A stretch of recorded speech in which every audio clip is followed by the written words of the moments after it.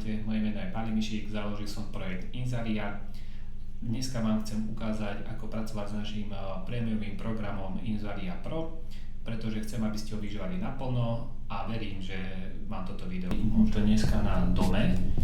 Čiže vyberiem si Inzaria Pro, vyberiem si dom exteriér, že chcem upraviť dom, vyberiem si fasádu, napríklad tmavo sivú, ďalej vyberieme si štýl, môžeme dať moderný, tam stáva zakliknuté, vyberieme si fotku, ja už mám pripravený nejaký starší dom, ktorý chcem upraviť a toto vám chcem ukázať, toto je dosť dôležité.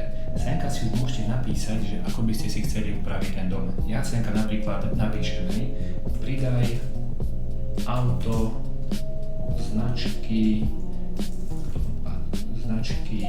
napríklad Audi A6. Tak, teraz dáme doslovne úpravu a počkáme. Dobre, super, vizualizácia je dokončená. Teraz môžeme vidieť, že máme tu pridané Audi A6. Ono tu trošku skočilo. Môžeme si to pridať sem. A ďalej nám stajetok vymazalo aj stĺp.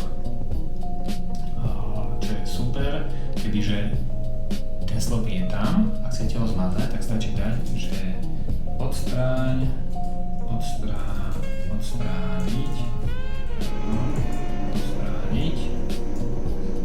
elektrický stĺp. Dáme znova vygenerovať, tak automaticky by sa ten stĺp tam odstránil. Tuto už bolo vlastne odstránené hneď, takže je to vlastne super. No a takto si viete doplňať všetko, čo chcete zmeniť na tej fotke. Už je to trošku také už až príliš, čiže toto možno, že toto nebolo nejak správne, ale môžeme napríklad dať, že pridaj kvetiny pred plot. No a vygenerovať, počkáme, čo to povie.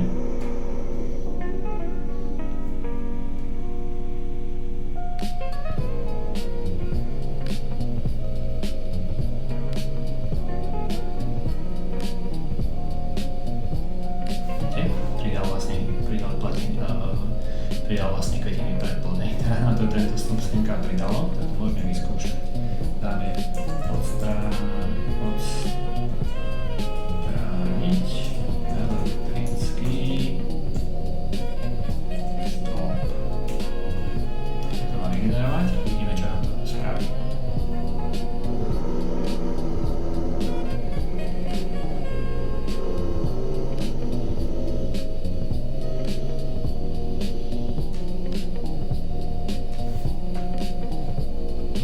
Super, podarilo sa, odstránilo, máme moderný stĺp, máme tu pridané kvetiny, máme tu pridaných Audi A6.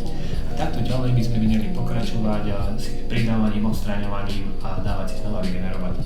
Takto dosiahnete úplne super fotku a bude veľmi dobrá aj pre vášho zákazníka. Takže ďakujem, toto je všetko. Pracujte, skúšajte a používajte tento prémiový program. Ďakujem, ahojte.